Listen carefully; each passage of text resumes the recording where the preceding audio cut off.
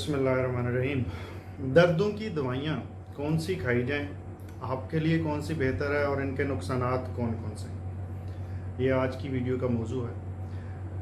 बहुत फ्रीक्वेंट सवाल है और मैं कोशिश करूँगा कि मुख्तलिफ़ लोगों के लिए कौन सी दवाइयाँ नहीं खानी चाहिए उनका ज़िक्र कर दूँ, उनके ब्रांड नेम्स लिए बगैर, उनका शॉर्ट नेम के साथ। नंबर 1, दर्द की दवाइयाँ कब ज़रूरी होती हैं और कब खानी चाहिए। अगर दर्द आपको जिस्म में कहीं पे भी है, सिर्फ मैं गुर्दे की दर्द की नहीं बात कर रहा हूँ, और वो आपकी रोज़ाना की एक्टिविटीज़ के अंदर बहुत ज़्यादा प्रॉब्लम पैदा कर रही है, तो फिर आपने अपने मुआलिज के मशवरे से, ये मैं फिर दोहरा दूँ, अपने मुआलिज के मशवरे से वो दर्दों की दवाइयाँ इस्तेमाल करनी। और जब भी दर्दों की दवाइयों का इस्तेमाल शुरू होगा तो उसकी कोई एंड डेट डिफ़ाइन करनी।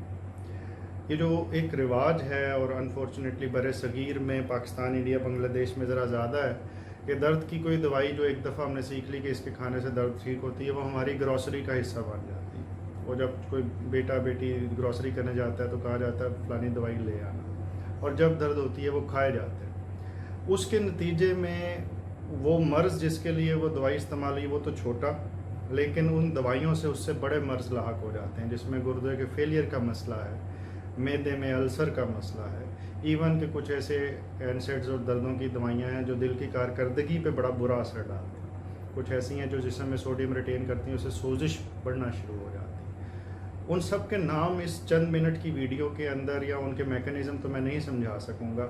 मैं सिर्फ ये बता सकता हूँ कि अगर फ़र्ज़ करते हैं आपको गुर्दे का मसला है और आपको दर्द की किसी दवाई की ज़रूरत पड़ गई है, पथरी के लिए या पथरी के अलावा, तो जो दर्द की दवाइयाँ आपने इस्तेमाल करनी हैं वो ओपियाइड नेचर की हो सकती हैं। मिसाल के तौर पे ट्रेमाडोल एक दवाई है जो 50 मिलीग्राम भी आती है, 100 मिलीग्राम भी आती है। बेहतर है इसे मटीलियम के साथ लिया जाए क्योंकि वॉमिटिंग करती है, ये दर्द के लिए अच्छी होती है। अगर गुर्दा ख़राब भी है तो ये गुर्दे को मज़ीद ख़राब नहीं करेगी।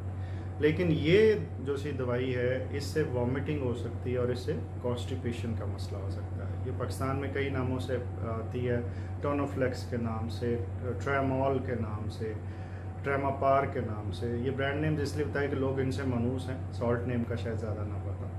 पैनाडोल जो सी है वो सबसे बेहतर है, अगर उससे आपके गुजारा हो जाए, आप 2 गोलियाँ भी ले सकते हैं, हमें ना कि आपको गुर्दे का मसला है तब भी और नहीं है तब भी, वो दिन में 1 से ज़्यादा दफ़ा भी ली जा सकती है।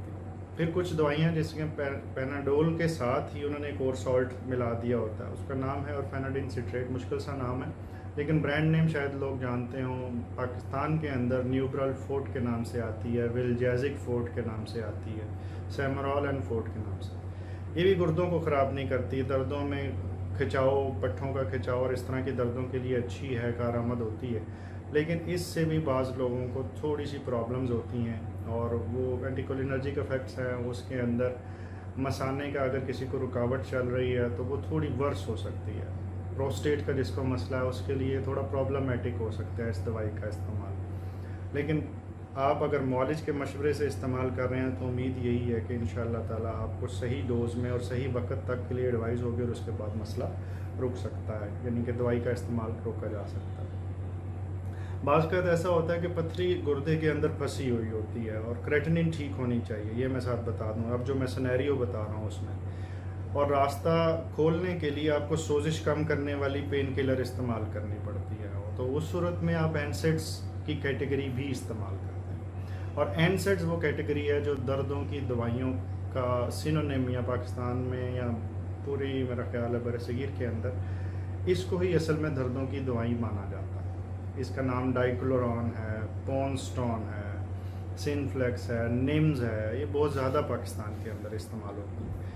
लेकिन ये 2 धारी तलवार सही वक्त में सही डोज के अंदर इस्तेमाल हो, ज़रूरत पड़ने पे 2 से 3 दिन बाद बंद हो जाए, 5 दिन बाद मैक्सिमम, तो अमूमी तौर पे अगर ड्राइवर ठीक है तो गाड़ी नहीं लगेगी, यानी कि इलाज ठीक हो रहा है, वो वक्त से पहले दवाई रोक दी जाएगी तो फ़ायदा हो जाएगा, नुकसान से पहले दवाई रुक जाएगी। लेकिन अगर ये बगैर सोचे समझे इस्तेमाल की जाएं तो मैंने जैसे पहले कहा एनसेड्स कैटेगरी के ये चंद नाम और इसके अलावा ये सैकड़ों और सॉल्ट्स हैं जिनका मैं नाम शायद ना ले सकूं।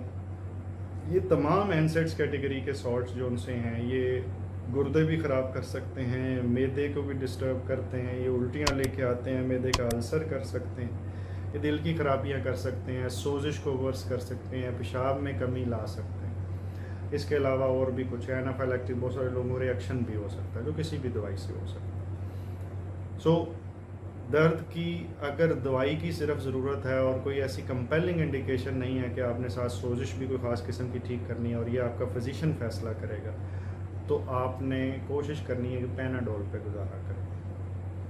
पैनाडोल के अलावा दूसरी जो सी पैनाडोल का कम्बिनेशन मैंने मुख्तलिफ बताया, विल्जैजिक, न्यूब्रॉल और सेमरॉल एंड फोर्ट, इस तरह की। और अगर दर्द शदीद हो और आपको कोई कब्ज़ वगैरह का मसला ज़्यादा नहीं है तो फिर आप ट्रेमोल भी इस्तेमाल कर सकते हैं, लेकिन ये एक आधी टैबलेट से ज़्यादा आपने अपनी मर्ज़ी से नहीं लेनी। वीडियो बनाने का मकसद ये नहीं है कि आप एनसेड छोड़ें और इन दवाइयों की तरफ आ जाएं और फिर इसका इस्तेमाल शुरू कर दें। इसका मकसद ये अवेयरनेस पैदा करना है कि दर्द की तमाम इलाज आपके मौलिज के मशवरे से होने चाहिए, और अगर आपका मौलिज का मशवरा शामिल नहीं है तो ये दूसरी दवाइयाँ भी अपने अपने साइड इफ़ेक्ट्स प्रोड्यूस कर सकती हैं, क्योंकि उनका नेचर बदल जाएगी। एक गुर्दे, मैदे और यूरिन पे ज़्यादा इफेक्ट करेगी और दूसरी जो सी है वो सिडेशन करेगी, गनूदगी करेगी, सुला देगी, कब्ज़ कर देगी। इसके साथ मैं ये जिक्र करता जाऊँ, क्योंकि मैं नेफ्रोलॉजिस्ट हूँ तो किडनी के बारे में मुझे ज़्यादा इन्फॉर्मेशन मिलती है। तो जो पेन किलर्स हैं ये गुर्दा फेलियर बहुत ज़्यादा कर रहे हैं। पाकिस्तान की सोसाइटी में गुर्दों की पथरी के लिए इलाज होता है और पथरी तो गुजर जाती है, लेकिन इतने लंबे अरसे के लिए पेन किलर इस्तेमाल होते हैं कि गुर्दा ख़राब हो जाता है। घुटने की दर्द है और घुटने की दर्द के लिए पेन किलर इस्तेमाल शुरू हो रहा है और कई महीने और बहुत लोग तो कई साल तक इस्तेमाल करते हैं। नतीजा गुर्दे ख़राब होना शुरू हो जाते हैं, मैदा भी ख़राब हो जाता है और उसके लिए फिर एक अलहदा कैप्सूल लग जाता है। फिर अगर फ़र्ज़ करें किसी को सर में दर्द है, कमर में दर्द है, तो यही रूटीन दोहराई जाती है कि वो दर्द की दवाई किसी डॉक्टर ने एक दफ़ा बताई और फिर वो लेते ही रहे। इस सारी सिचुएशंस के अंदर बुनियादी तौर पे घुटने की दर्द क्यों है, अगर वो रिवर्सिबल है तो उसका इलाज होना चाहिए। कमर की दर्द क्यों है, रिवर्सिबल है तो उसका इलाज।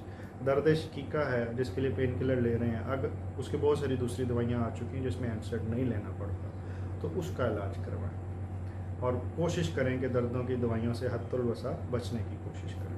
अपना ख्याल रखिएगा। अल्लाह आपको आसानियाँ